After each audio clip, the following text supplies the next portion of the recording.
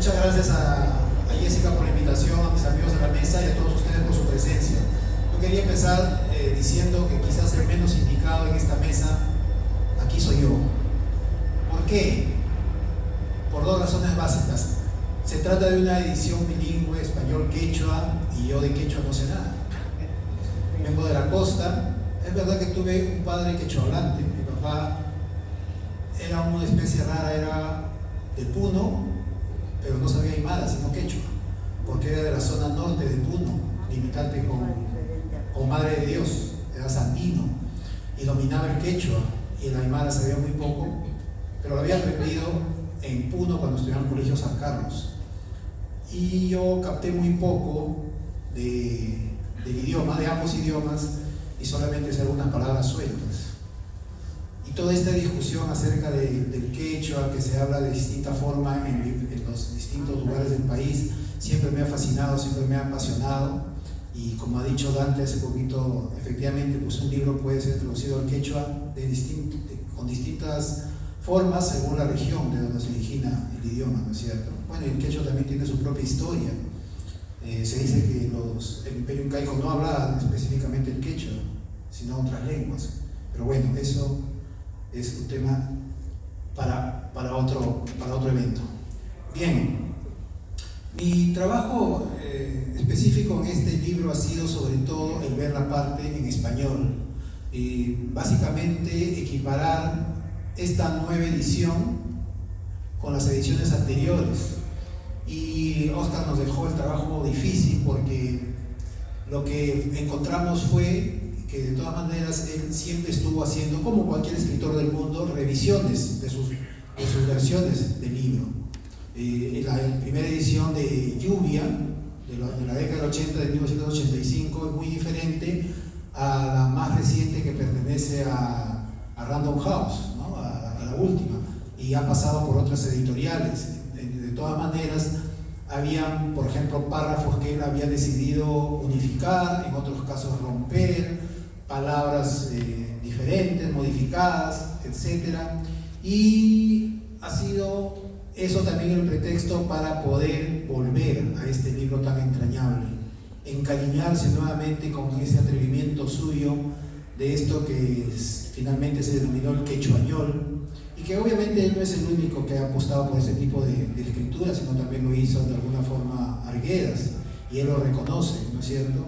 De todas maneras, el ingresar nuevamente en las páginas de este libro, en los cuentos, fue una aventura hermosa, fue una aventura de juventud. Yo leí este libro exactamente en 1992 o 93, no estoy muy seguro, estaba terminando la universidad.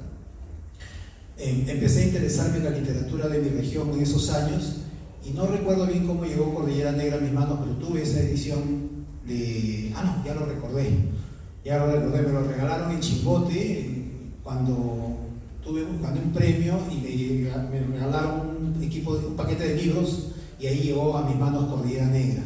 Y lo que me sorprendió y lo que me sigue sorprendiendo ahora es cómo es que Cuyacuya ha terminado cobrando independencia, se ha vuelto un cuento autónomo. Es como cuando en la primera edición todavía estaba el cuento Cuyacuya. Lo que hace Oscar en esta primera edición es algo magnífico. Bueno, al menos es mi interpretación personal, de repente otros no estén de acuerdo conmigo. Cómo él se asegura de poner el primer y el último cuento de la mejor calidad. O sea, son los cuentos que tienen para mí la mejor calidad. Son los mejores cuentos de este libro. De este libro que inicialmente tenía 7 cuentos. Me quedé sorprendido con el primer cuento, impresionado, impactado, y también con la ternura del último cuento. Entonces, Cordillera Negra y Cuyacuya para mí era el mejor principio y el mejor final para este libro, que es parejito, se lee fluidamente, ¿no? De principio a fin. Bien, ¿y por qué digo todo esto? Porque esta costumbre de poner en un libro, y este es un consejo para los escritores de cuentos sobre todo, siempre intenten asegurar eso, de poner siempre en sus libros de cuentos al principio y al final lo que ellos consideran que es lo mejor, para de esta forma entrar bien y salir bien, ¿cierto? Eso lo aconsejaba, por ejemplo, Marco Aurelio de Negri, ¿no? Él siempre decía eso cuando comentaba libros. Y también a alguien que escuché decir esto fue a un amigo entrañable de Oscar, a quien conocí también hace varios años, y ya no está tampoco entre nosotros, limeño pero chimbotano de corazón, y gran amigo de Oscar, el escritor, el cuentista Antonio Salinas, que vivió durante muchos años en París. Él también siempre daba este consejo. Y lo menciono ahora porque ahora quiero pasar a otra cosa, que es la relación un poco de Oscar con su trayectoria de vida, que tiene que ver mucho con la costa y con la sierra, y su literatura.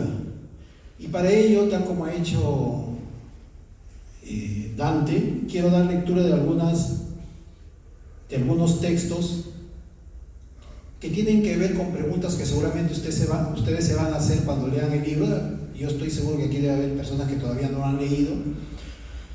Este es un libro de 1985, tiene 40 años y es un libro que yo estoy seguro que nunca va a pasar de moda. Justamente en 1985 Antonio Salinas le hace una entrevista a Oscar y le hace estas preguntas. Esto pregunta Antonio Salinas: González Vigil ha calificado a tu cuento Cordillera Negra como uno de los mejores escritos en Hispanoamérica últimamente. ¿Qué temas aborda? Y Oscar responde: agradezco esas expresiones. Este cuento trata de las correrías de Ushku Pedro, lugarteniente de Atusparia, quien comandó una rebelión campesina en Ancash en el año 1885. Precisamente este año, o sea, el año en que estaban conversando, se celebra el centenario de esa revolución. Y esta es otra pregunta interesante. Siendo un tipo costeño, ¿cómo es que escribes desde el ambiente andino? ¿No te sientes un intruso? Escuchen ahora la pregunta. Antonio Salinas habitaba en Chimbote, habitaba en París también, pero era chimbotano, había conocido a Oscar en Chimbote y se sentía él costeño, y a Oscar también lo sentía costeño, ¿no? Y por eso le dice, siendo un tipo costeño, le dice, ¿no? ¿Cómo es que escribes desde el ambiente andino? ¿No te sientes un intruso? Hasta lo consideraba un intruso, cuando bien sabemos que no era así, ¿no? Y Oscar responde: no, cuando afronto un relato andino me siento plenamente realizado. Debe ser porque mis raíces están profundamente inmersas en los roquedales de la cordillera y en el canto de las cascadas. Es una frase casi parecida a lo que nos acaba de decir Dante. La sierra me jala sin que yo pueda evitarlo, excita mi fantasía. Quizás la lejanía que he establecido con esa región me permite tener más perspectiva y una mayor asimilación. Y volviendo sobre el tema del cuento específicamente, él se refiere a Cordillera Negra, ya al libro en su conjunto, pero en una entrevista que ya no le hace Salinas, sino Álvaro Maurial en el diario El Sol en 1997, le pregunta a Álvaro: ¿cuál es la importancia de la mitología andina en su obra? Y él contesta: Cordillera Negra es un libro que trata de sondear un poco el pensamiento indio dentro del mundo andino. Está concebido como una trilogía que se complementa con otros dos libros para reflejar una cosmovisión del pensamiento andino.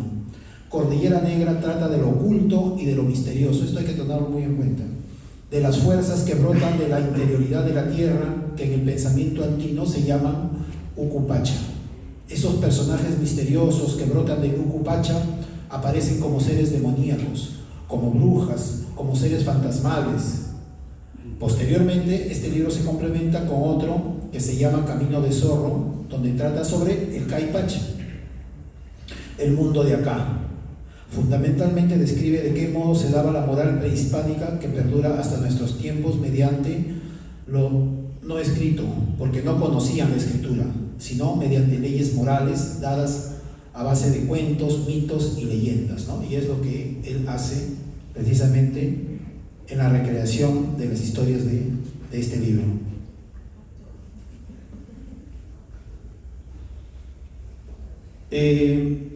Quiero dar lectura para que un poquito entremos en contexto con el cuento. Bueno, todos lo conocen y saben de qué va el cuento representativo Cordillera Negra, pero lo voy a hacer para conocer un poco también el trasfondo milenario, quizás pueda decir ahora, de lo que representa este cuento y de cómo la historia se sigue repitiendo. Esto es lo que dice el libro. Yo había venido desde Cipsa, mi pueblo, a unirme a la revolución después del llamamiento que hizo a todas las estancias de nuestro alcalde mayor, don Pedro Pablo Atusparia, por la ofensa que a nuestra raza habían hecho las autoridades del gobierno, cortándole sus trenzas a él y a 14 de nuestros representantes, más un memorial que presentamos haciendo nuestros reclamos sobre el abuso que cometían, obligándonos a trabajar de sol a sol sin reconocernos nada. Y más ahora último, queriendo que paguemos disque un tributo personal, porque la nación estaba en quiebra, como si nosotros tuviéramos la culpa, que andaran solo en guerras, quitándose el poder. Qué actual es esto, ¿no? Quitándose el poder. Por eso, para esclavos ya está bien, diciendo, fue que nos levantamos en armas las 14 estancias que éramos primero, y después las otras que nos fueron siguiendo conforme se noticiaban de las tomas de pueblos que fuimos haciendo, empezando por Huaraz, la capital, y luego Yungay, que lo siguió, más los otros pueblos del callejón de Huaylas que poco a poco fueron cayendo. Y este pequeño párrafo yo creo que ilustra el espíritu de lo que sigue siendo nuestro país.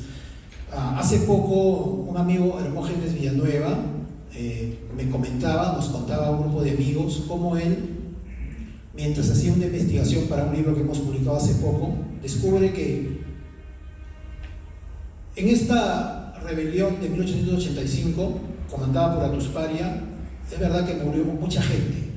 Murieron tanto de los dos bandos, ¿no? Del bando de los indígenas y también del ejército, y también muchos civiles. Y él había descubierto que unos años antes, en 1857, también ya había habido una rebelión. Y lo que había hecho el gobierno, me parece que era de Ramón Castilla en ese momento, fue no solamente acabar con la rebelión, también en Ancash, también en la zona de la Cordillera Negra, sino que a todos los indios que habían, a quienes les habían acabado la rebelión, a todititos los reclutaron y se los llevaron a Casma, al puerto de Casma, los subieron a una goleta. Eran cerca de 300 indios, los subieron a una goleta, pero pesaba tanto la goleta con la gente dentro, que viniendo hacia Lima se hundió con más de 300 indios dentro. Y de eso nadie sabe, y de eso no hay noticia, nunca se ha escrito ni se ha dicho nada sobre ese asunto, que está registrado en un libro de la Marina de Guerra del Perú. Entonces, si se dan cuenta, siempre ha ido ocurriendo lo mismo, y siempre sigue ocurriendo lo mismo, ¿no? Bien sabemos, bueno, y de esas muertes nadie se hizo responsable, de esas muertes de tantos indios hundidos en esa goleta en 1857. Nadie dijo nada, nadie se hizo responsable, no hubo gente en la cárcel procesada ni nada por el estilo. Han pasado 200 años, 150 años de esto, y sigue pasando lo mismo, ¿no es cierto? Hasta ahora nadie se hace responsable de las muertes en Puno, en Atahuaylas, en Ayacucho. Entonces, a eso iba yo con la actualidad de temas como los que se tratan en libros como este, donde el mundo andino sigue tan presente, pero también sigue sintiendo cómo le seguimos dando las espaldas. Bien, eso era lo que principalmente quería decir, y en tercer lugar quería dar lectura nuevamente, ya con el asunto específicamente del quechua, de que ya les dije que no sé nada, pero me gustaría decirles algo. No, en quechua no. He perdido la... Bueno, había una acá está.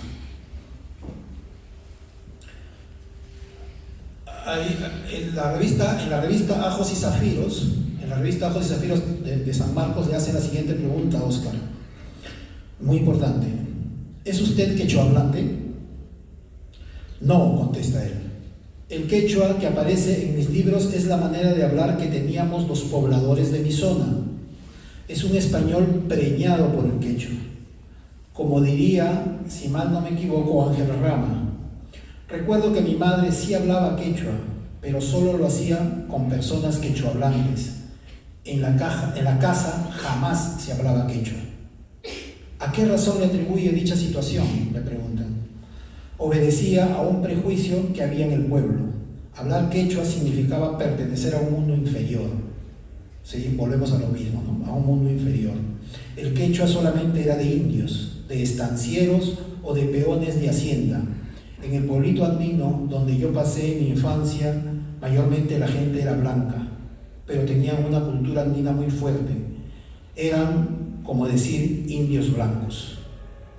Entonces, definitivamente la situación tiene que ir cambiando, y por eso cuando Dante se hace la pregunta ¿y por qué una edición en quechua? Yo creo que simple y llanamente para seguir rindiendo homenaje a una cultura que merece un libro así, y que se sigan editando libros en quechua de las diferentes formas de quechua que se habla en el país, y obviamente también para enriquecer la cultura de nuestro país, ¿no es cierto? Y para que los quechuahablantes tengan un instrumento más de donde agarrarse y seguir alimentando su conocimiento de la literatura peruana. Yo creo que esa sería la respuesta ante la aparición de este hermoso libro. Es todo. Muchas gracias.